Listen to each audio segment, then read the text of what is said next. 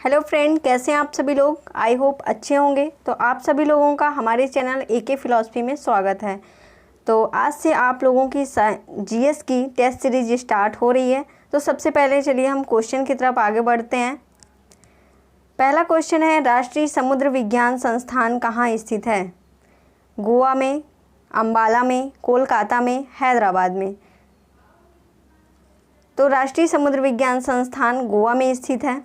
अगर हम अम्बाला की बात करें तो अम्बाला में भारत का कृषि प्रायोगिक फर्म सबसे बड़ा स्थित है।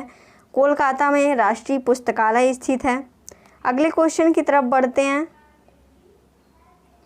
सुशासन दिवस कब मनाया जाता है? सुशासन दिवस 25 दिसंबर को मनाया जाता है। सुशासन दिवस कब मनाया जाता है? 25 दिसंबर को मनाया जाता है। आगे अगर हम बात करें 26 दिसंबर को क्या मनाया जाता है? 26 दिसंबर को वीर बाल दिवस मनाया जाता है। 9 जनवरी को भारतीय प्रवासी दिवस मनाया जाता है। 9 जनवरी 1915 को महात्मा गांधी अफ्रीका से भारत आए थे, इसलिए भारतीय प्रवासी दिवस मनाया जाता है। 23 जनवरी की बात करते हैं तो पराक्रम दिवस मनाया जाता है। पराक्रम दिवस 23 जनवरी को क्यों मनाया जाता है? क्योंकि इसी दिन सुभाष चंद्र बोस का जन्म हुआ था। अगले क्वेश्चन की तरफ बढ़ते हैं। अगले क्वेश्चन की बात करते हैं तो ओलंपिक के इतिहास में पहला व्यक्तिगत स्वर्ण पदक किस खिलाड़ी ने जीता? पहला व्यक्तिगत स्वर्ण पदक की बात करें तो अभिनव बिंद्रा ने जीता था। किसने? अभिनव बिंद्रा ने। अगर हम ये बात करते हैं कि ओलंपिक के इतिहास में पहला व्यक्तिगत पदक किसने जीता था, तो केडी जाधव हैं। केडी जाधव, जैसे कि 1952 के हेलेंसिकी ओलंपिक में कुश्ती में ब्रॉन्ज मेडल जीते थे। मीराबाई चानू की बात करें तो टोक्यो ओलंपिक में सिल्वर मेडल जीती हैं। नीरज चोपड़ा की बात करें तो टोक्यो ओलंपिक में गोल्ड मेडल भाला फेंक में जीते हैं। अगले क्वेश्चन की तरफ बढ़ते हैं। कैटलीन नोवोक किस देश की पहली महिला राष्ट्रपति बनी? हंगरी की, वियना की, बारबुडास की, इजराइल की। तो कैटलीन नोवोक किस देश की पहली महिला राष्ट्रपति बनी? हंगरी की बनी है। भारत में कुल कितने रामसर साइट हो गए हैं? भारत में अभी तक 49 रामसर साइट थे, लेकिन अगर बात करें अभी हाल ही में 5 रामसर साइट और ऐड हुई हैं, तो अब कितनी हो गई हैं?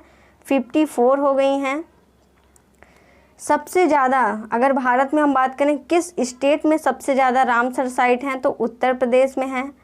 और 5 जो अभी नई रामसर साइट ऐड हुई हैं उनका नाम क्या है?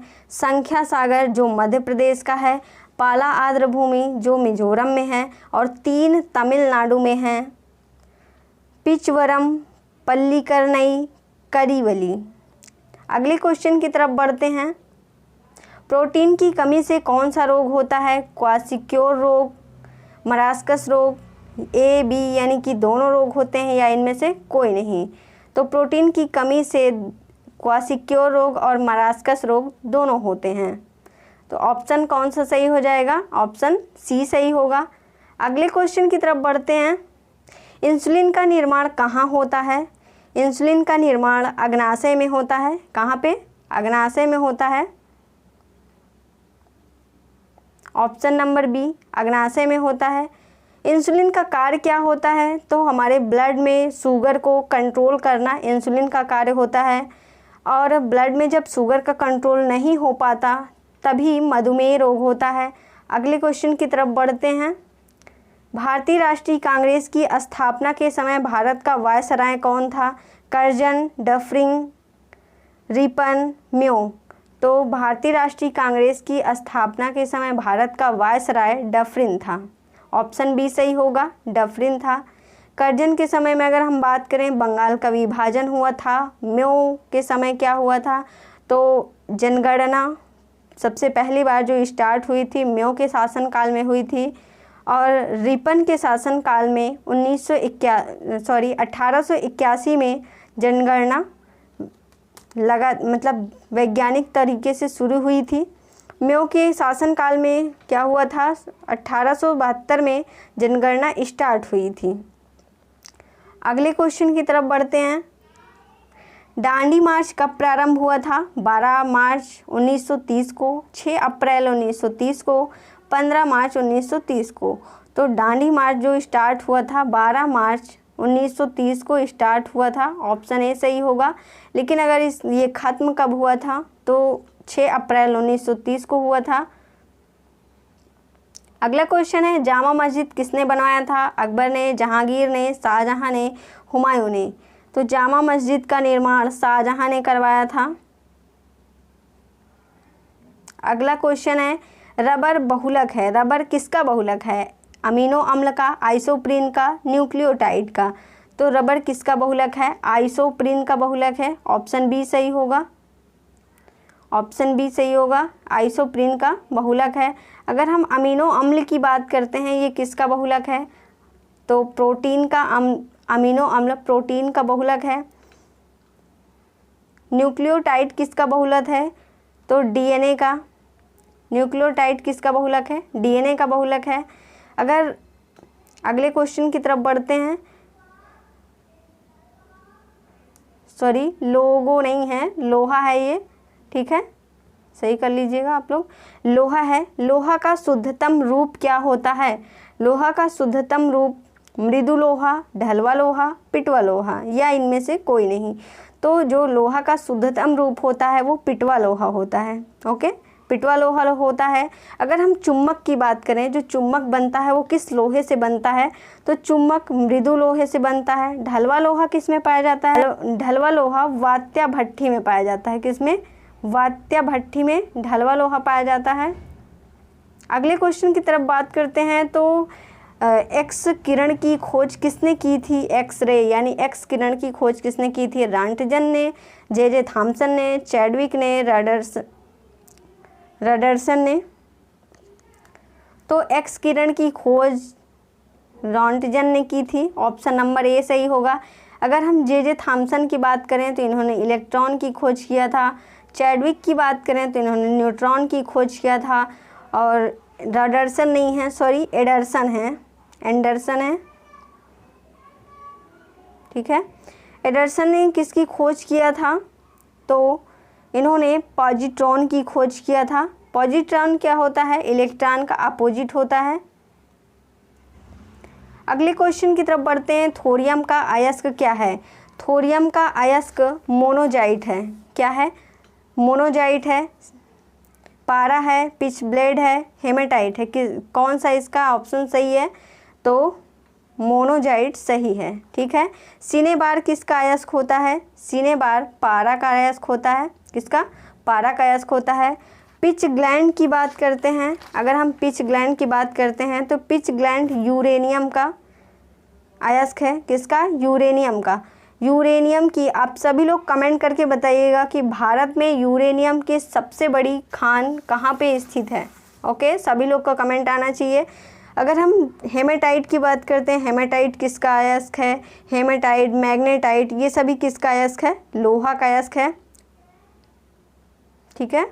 आगे बढ़ते हैं। अगला क्वेश्चन क्या है? सूर्य का तापमान मापने के लिए इसमें से कौन से यंत्र का प्रयोग किया जाएगा? Pyrometer, altimeter, barometer, hydrometer. तो वैसे तापमान मापने के लिए क्या यूज किया जाता है? थर्मामीटर।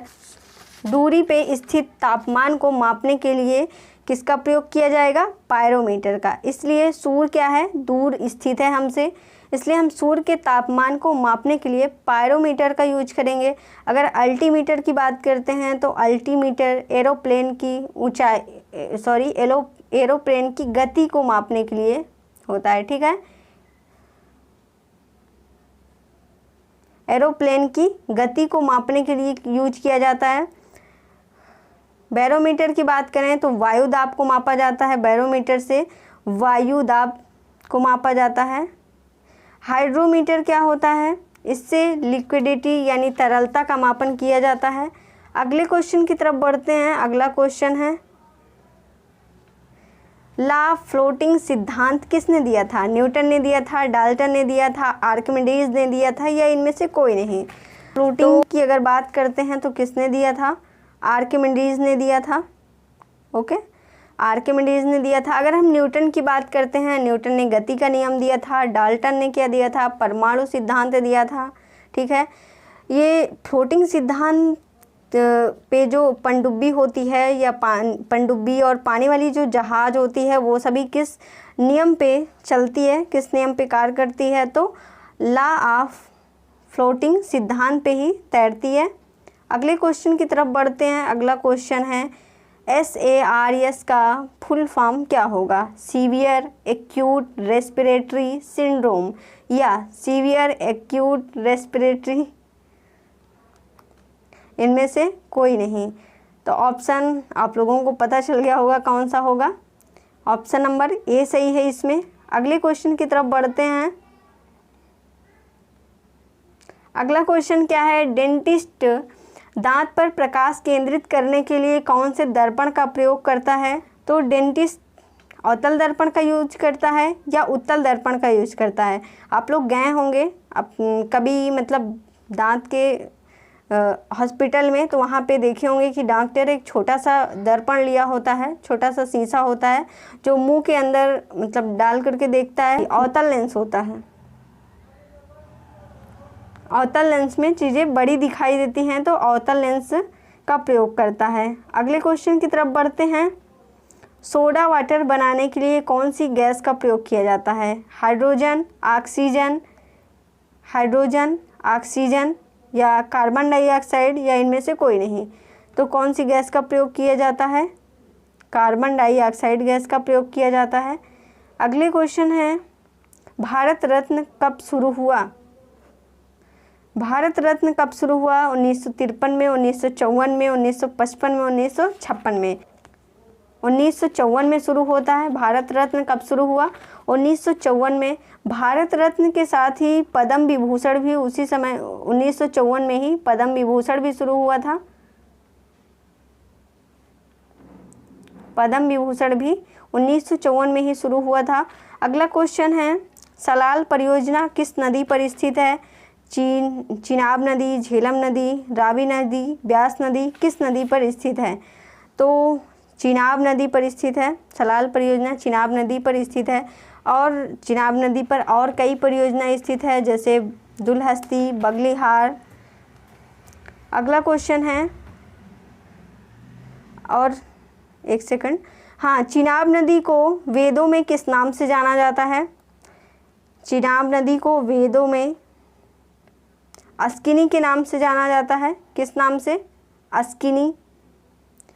अगर हम झेलम की बात करें, झेलम को किस नाम से जाना जाता है? वितिस्ता। किस नाम से? वितिस्ता के नाम से जाना जाता है वेदों में। रावी को परुष्णी के नाम से जाना जाता है। व्यास को किस नाम से जाना जाता है? विपाशा के नाम से जाना जाता है। अगला क्वेश्चन है अंतर्राष्ट्रीय खेल दिवस कब मनाया जाता है? अंतर्राष्ट्रीय, जैसे कि आप लोग जानते हैं कि राष्ट्रीय खेल दिवस जो है वो 29 अगस्त को मनाया जाता है, 29 अगस्त को। लेकिन अंतर्राष्ट्रीय खेल दिवस कब मनाया जाता है? अंतर्राष्ट्रीय खेल दिवस ऑप्शन सी सही होगा, 6 अप्रैल को मनाया जाता है। 6 अप्रैल 1896 को स्टार्ट हुआ था ओलंपिक जो सबसे पहले ओलंपिक हुआ था 6 अप्रैल 1896 को स्टार्ट हुआ था। और ये कहाँ पे हुआ था? तो ग्रीक की राजधानी एथेंस में हुआ था। इसीलिए 6 अप्रैल को अंतर्राष्ट्रीय खेल दिवस मनाया जाता है। अगर हम राष्ट्रीय खेल दिवस की बात करते हैं तो 29 अगस्त को मनाया जाता है। और इस दिन क्या हुआ था? मेजर ध्यानचंद जो हैं उनका हैप्पी बर्थडे है। अगला क्वेश्चन देखिए, ऑप्शन बी 11 जुलाई को क्या मनाया जाता है? अगर हम बात करते हैं 11 जुलाई को तो विश्व जनसंख्या दिवस मनाया जाता है। 7 अगस्त को क्या मनाया जाता है? विश्व स्वास्थ्य दिवस मनाया जाता है। उच्चतम न्यायालय अपने दिए गए फैसले पर पुनर्विचार कर सकता है। किस आर्टिकल के तहत कर सकता है? तो आर्टिकल 137, आर्टिकल 129, आर्टिकल 142, आर्टिकल 143। उच्चतम न्यायालय यानी सुप्रीम कोर्ट जो है वो अपने दिए गए फैसले पर पुनर्विचार कर सकता है। किस आर्टिकल में ये बात कही गई है? 137 आर्टिकल में ये बात कही गई है। अगर हम आर्टिकल 129 की बात करते हैं तो इसमें अभिलेखी न्यायालय की बात की गई है। 142 में बात करते हैं। 142 में क्या है? सुप्रीम कोर्ट पूर्ण न्याय का अधिकार है। सुप्रीम कोर्ट को क्या? पूर्ण न्याय का अधिकार है। और 143 में अगर क्या है तो प्रेसिडेंट जो होते हैं, राष्ट्रपति, अगर उनको लगता है कि हमें किसी टॉपिक पे सुप्रीम कोर्ट के चीफ ऑफ जस्टिस से सलाह लेना चाहिए, यानी कि डिस्कशन करना चाहिए, सलाह लेना, परामर्श लेना चाहिए, तो वो 143 में ये बात लिखी गई है। मौसम संबंधी सभी घटनाएं किस मंडल में होती हैं? तो मौसम सभी घटनाएं आयन मंडल, ये आयन मंडल है, ठीक है, आयन मंडल है। क्षोभ मंडल, ये सेकंड वाला है, क्षोभ मंडल, क्षोभ मंडल है। थर्ड है और समताप मंडल। डी है बाह्य मंडल। किस मंडल में होती है? क्षोभ मंडल में होती है, क्षोभ मंडल में होती है। ऑप्शन बी सही है। समताप मंडल में बात करें तो समताप मंडल में ओजोन परत स्थित है, O3 समताप मंडल में स्थित है। और समताप मंडल में ही एरोप्लेन उड़ती है, जहाज़ें। क्षोभ मंडल में सभी मौसम संबंधित घटनाएं, जितनी आंधी, तूफान, पानी, ये सब जो होते हैं वो क्षोभ मंडल में ही होते हैं। लास्ट क्वेश्चन है, सेंटीग्रेड और फ़ारेनहाइट का तापमान समान होता है -40 डिग्री सेल्सियस, +40 डिग्री सेल्सियस, दोनों पर, या इनमें से कोई नहीं? तो सेंटीग्रेड और फ़ारेनहाइट का मान समान कब होता है? -40 डिग्री सेल्सियस पर। ओके, कौन सा ऑप्शन सही होगा? ऑप्शन ए सही होगा। तो आप लोगों को ये टेस्ट सीरीज़, जीएस की पहली टेस्ट सीरीज़ थी, कैसी लगी? कमेंट करके ज़रूर बताइएगा। ओके।